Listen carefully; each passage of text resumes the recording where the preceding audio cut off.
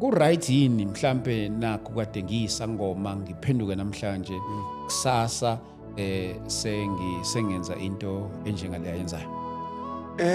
Ngicabanga ukuthi esayidini lakhe usisi ngicela ungalisebenzisi legama lethu gogo Sikhotheni. Yeah. Because mawukuthi usengumntana kaNkulunkulu impela ngeqiniso kwaleli gama mele liphele. Sifuna ukwazi isibongo sakhe negama lakhe langempela. Uma kumama oshadile sizombiza ngomama usibani bani. Yes. Makudade sizombiza ngosisi ubani. Very true. Asiqale la. Uthi uJesu uma umuntu engangeni ngesango uyisela nomphanga.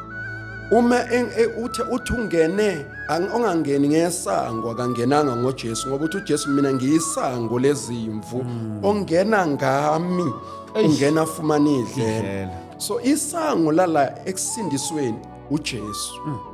So uma umuntu engene ngesango asinayo imibuzo eminingi ngaye because ilula kabi indaba yami funa umshumayelo oshumayeze mina. Mangiqala nje ngibeka indaba yami yamdumisa uJesu ngomhlaka bani uNkulunkulu wasebenzisa usibani bani kulethwa ivangeli empilweni yami. Asidingi nambuzo ngoba icacile ukuthi inomshumayeli owashumayela ivangeli kamukela uJesu. Then umsebenzi womuntu ongizalayo ukungikhulisa. Angikwazi mina ukuyothi kubantu sengiphendukile ngiphendukele nje. Ikhona into engacaci lapho. Ukungabi nayo umshumayeli oshumayela ivangeli waphenduka. That is where ke la usuvela khona ufuna ukuyiveza wena ukuthi uphendukile. Kodwa yiba nesango angazi ukuthi ngifuna ukubeka kanjani kodwa ngifuna ukuchaza lento ukuthi ulula umuntu eyinikela kuJesu siyakwazi ukumtrace ukuthi uvelaphi ulithole kanjani ivangeli. Akudinga chaza izinto eziningi ngeke question izangoma ngeke question ubani ngoba umshumayeli wevangeli uyena osuke omi nomntanakhe emkhulisa. Uyena omtshelayo ukuthi usungakwenza lokho le ayikakulingani le isikulingene.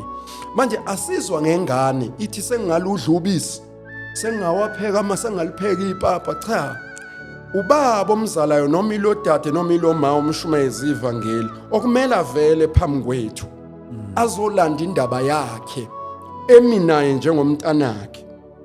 So ke lokho kuzomsiza ukuthi se understand ukuthi xoboni umzalwane uvelaphi. That is why ngiyangicizelela ukuthi mina kulikhona ukulalela umuntu oshumayela ivangeli ekhotha amavesi ezenza iwash tower phambi kwami. Ngoba kufuna aqale kuvele yena ukuthi uJesu umcoshephi. Yena qobo lwakhe simazi ukuthi mina ngihlangene noJesu sitholana noJesu ngibhekele ungilanda lapho uJesu sesiyale manje. Lokho kwenza kube lula. So ngizama ukuphendula nje odabeni lo muntu ophendukayo ukuthi asidiscuss indaba yomuntu ophendukile ukuthi ngabe right ngabe wrong. Into edala lokho ama street kids ilabazalwana abangaphathwa ndawo. Abaqhamuka nje esewumzalwana ovuthayo obizwe inkosi onjani njani singamazi uvelaphi. Kodwa nje umntwana kaNkulunkulu oshunyeziwe uyatraceka ngisho umzalwane wamshumeze sesemathuneni. Ukuthi thina siyamazi lo mzalwane noma mina ngingamazi ngafonela wena Dlamini ngoba wena uphume eDavidton uyamazi nomzalwane usibani bani uyamazi uzala lo mzalwane engihamba naye.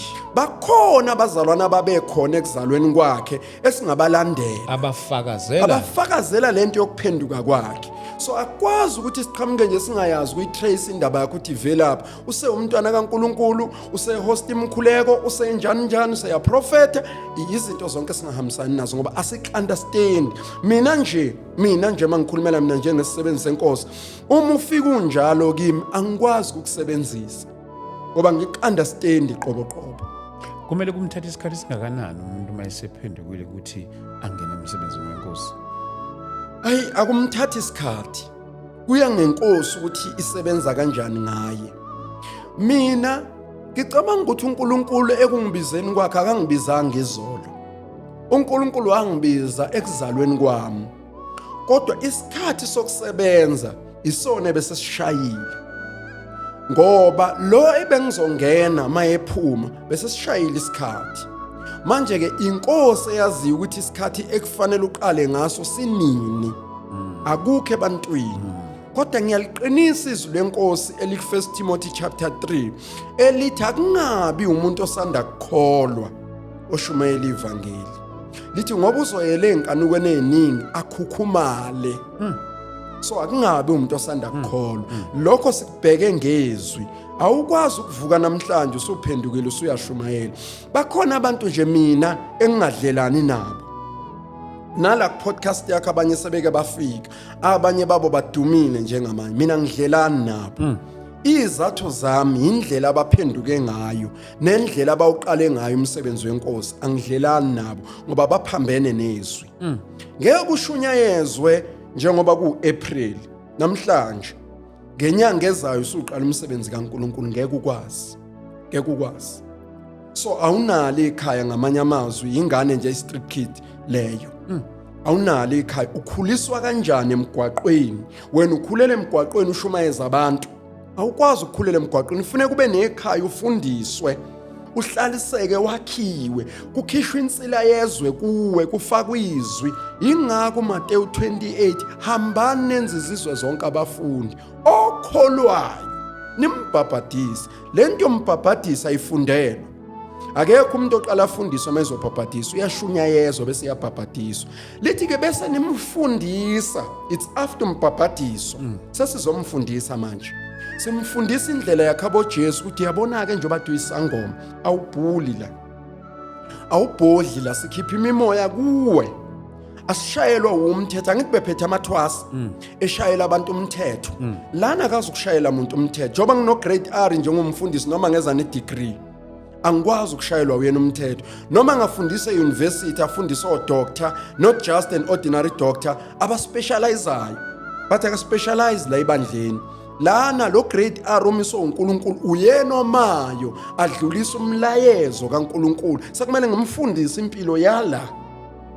Ileyo nto ezokwenzeka. Manje ke siyalimala uma sesimthola lo muntu ekhuluma izinto kodwa sithi siyamtracer simtholi. Baningi abantu esishaya amakhala ngapha. Siza sifonelana singabazalwane ukuthi mzalwane ngicela ungisize mhlambe nginoSathane. Nangu ngamzwisisi kahle umzalwane uSibani wena unolwazi lwakho uyamazi uvelaphi. Then silandeleleke ngempilo yakhe sithole. Mina you can trace even ejele noma ungafona kusasa uthi ngangiboshelweni. Ayikho nje abanye bathi ngangiboshelwe rape, abanye bathi ngangiboshelwe mawufonela ejele nje ubuza ngoSiphiwe Ntando. Into evela ku system. Wayeboshelwe ifraud leyo muntu. Bekumkhwabanisi leyo muntu. Akuyona into engalandeleki impilo yami. Ngisho ukukholwa ngiqala ejele. Akusinto nje unganenkinga. Ngakusejele laseGlen Canatali uyobuza eduze kwaseDani. Uyejele laseMnambithi uyobuza bayangazi. Uhamba uyencome bayangazi. Akukho la ngidlule khona abanenkinga ubani lo muntu enimshoyo. Bayangazi lempilo ngiyiphile phambi kwabo. Noma ejele umusindisi ubukeka sengathi uyadlala ngoba wenzwa ukuthi uboshiwe. Kodwa lento engiyiyona ubufakazi bokuthi la ngibuya khona ngiyiphilile. So ngiqondele into yokuthi akekho umuntu esikwazi ukuphila naye singamtrace. Siba nenkinga ke ngalabo bazalwane uthola ukuthi sesinembuzo engalandele ukuthi owapi lo mzalwane uvelaphi yazwakala lento yakhe yamavesi kodwa impilo yakhe ayidleki yona. Ayidleki impilo yakhe. So ke ngizama ukukhava lo daba lika dadewethu ukuthi noma lingaxoxwa mina lungifaki ngoba isango ilono lingenza kube lula ngoba isango lala ekhaya uJesu. Kufanele sixoxe indaba yokungena ukuthi ungene njani. Yabona nje obaba abafowethu labo okhehlelezi nobani i-debate engiyibone beyenza bebengebayenza ubushunyezwe yimi. Bebengebayenza because angisumngani wabo mina. Bebengebayenza i-debate nami ngoba uma sengishumayezisa ngoma ngenzizwe mina. Qala ngokuthatha isigodlo ngiyosishisa bengizokulanda ngilanda abazalwane ngibameme ngithi bantakwethu wozani nizobona amandla ezulu asambeni ukuthi le mshini yonke ntithwaliwe kulabo bengizokhipha indleko ngemali yami ukuthi kiwe khona kuyoqoshwa uNkulunkulu enza isimange ebambisa ngoma. Ubufakazi namhlanje yombhabhadisa abazalwane bazi ukuthi lona umntwana kaNkulunkulu ushunyayezwe yimi inkosi ngisebenzisa. Ayibuzisa imibuzo lento ayidingi nasangoma esizomfonela ngoba njengomzalwane nomzelo ngiyamfundisa manje hlukana nokukhuluma nezangoma phuma kuzona ziyafona zenzani ziyeke nama-topic azo uphuma kuzona awudebate nazo because awusabhilonge ezangomeni ziyeke iqhubeke nomsebenzi wazo phuma kuzona omunye umbuso lo ngene kuwona thina njengey'ngceku zikaNkulunkulu yithi esikhuluma udaba sekhona izinto ezingalingani namdlamini engiye ngiyibuze kubantu asebekhulile asebenesikhathi behamba noNkulunkulu ukuthi uma ngihlangana nomzalwane ezalwa kunje kuye kwenziwe njani ngibuze kubona. I remember nje ngise Cape Town ngangathola umuntu obeshadile wadivorce waseshada nomunye uthi ke mayesethola izwi lenkosi mfundisi ngirong kwakulomshado engikuwona kusho ukuthi kumele ngiphume ngibuyele emshadweni wami kwakuwona le ngifuna ukubuyela kuwo sekukhona omunye umuntu esifazane ngenze njani. Uyabona ke ngokwe-age yami 44 years angiyazi lento ukuthi ilungiswa kanjani sekufuna ngiyofuna abantu abakhulile manje siyixoxe cela ukubuza ma nawe baba uthi ke kwenziwe njani mase kunje bangeluleka ukuthi ngimeluleke kanjani ngameluleka ke sengithatha isiluleko kubantu abadala angibuzi noma mbani mina hayi mina ngithuswa amavesi akho ukuthi masumile khayiza abantu ngithuswa yizwi ukuthi umi ngezwi kwawena impilo yakho then ngabuza kulo muntu omdala ke wasethi angimeluleka ke ukuthi mana kanjena ke kulesimo odlula kusona.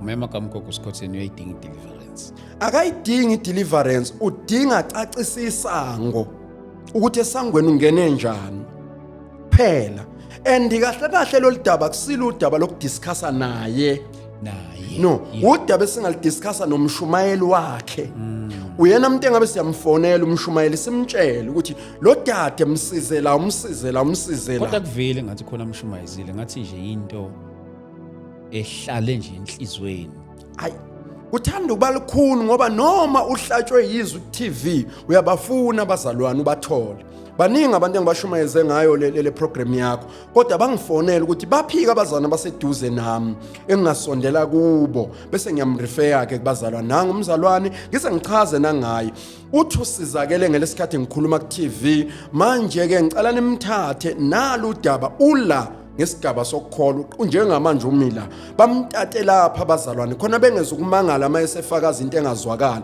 bethu intanda wathi uyakholwa nje lo muntu kufuna bamtate bemuzwe ngisho ekhuluma ukuthi hayikhona sekuningi umsebenzi emele siwenzile la bamthathe ke bamsebenzeke ngoba lena kusiyona iBioscope le akusilona ivangeli la TikTok leli akusilona ivangeli la YouTube leli ivangeli likaNkulunkulu leli silishumayelayo so umuntu mayekholwa kenza indlela yokuba uyicelebrate ngevangeli